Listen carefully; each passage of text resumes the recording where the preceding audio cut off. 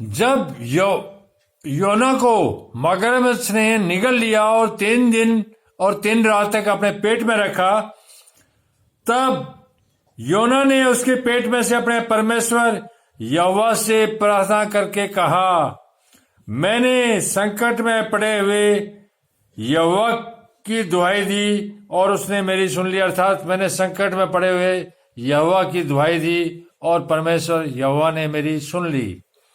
अधोलोक के उदर में से मैं चिल्ला उठा और तूने मेरी सुन ली। अर्थात अधोलोक मृत्यु लोक में था उसमें, और तूने मेरी सुन ली। तूने मुझे गहरे सागर में समुद्र की थाह तक डाल दिया और मैं धाराओं के बीच में पड़ा था। तेरी भड़काई हुई सब तरंगे और लहरें मेरे ऊपर बह गई।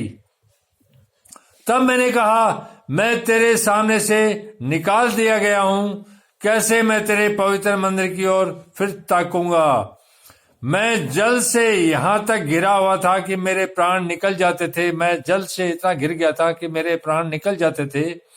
गहरा सागर मेरे चारों ओर था, मेरे सिर में सिवार लिपटा हुआ था। मैं पहाड़ों की जड़ तक पहुंच गया था। अर्थात इतनी गहराई के अंदर मगरमच्छ के पेट में था कि मैं इतने तक पहुंच गया था कि मैं जो पहाड़ है समुद्र में उनकी जड़ों में पहुंच गया था। मैं सदा के लिए भूमि में बंद हो गया था। तो भी हे मेरे परमेश्वर यहोवा, तूने मेरे प्राणों को गड्ढों में से उठाया है। अर्थात तूने मुझे मेरे प्राणों को गड्ढों में से निकाला है, उठाया है।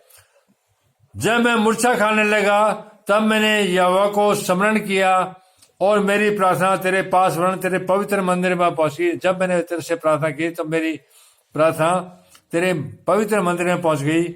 जो लोग धोखे की व्यर्थ वस्तुओं पर मन लगाते हैं वे अपने करुणा निधान को छोड़ देते हैं। जो लोग धोखे की बिना मतलब की वस्तुओं में मन लगा लेते हैं सांसारिक चीजों में, वे अपने करुणा निधान परमेश्वर यहोवा को छोड़ देते हैं।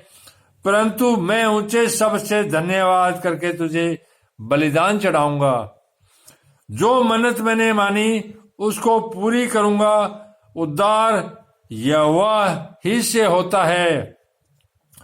तब यहोवा ने मच्छ को आज्ञा दी। तब परमेश्वर ने खुश होके मगरमच्छ को आज्ञा दी और उसने योना को स्थल पर उगल दिया। जब परमेश्वर ने मगरमच्छ को आज्ञा दी कि इसको जिंदा उगल दे, तो मगरमच्छ ने उसको किनारे पर लाके उगल दिया। यह परमात्मा का चमत्कार है। जब हमसे कोई पाप हो जाता है और हम अपने सच्चे मन और हृदय से परमेश्वर यहोवा को दुहाई देते हैं और प्रायश्चित करते हैं कि ये आगे से मुझसे गलती नहीं होगी, तब उस दुहाई को परमेश्वर सुन लेता है और अपनी सामर्थ्य और महिमा द्वारा हमारा उद्धार करता है।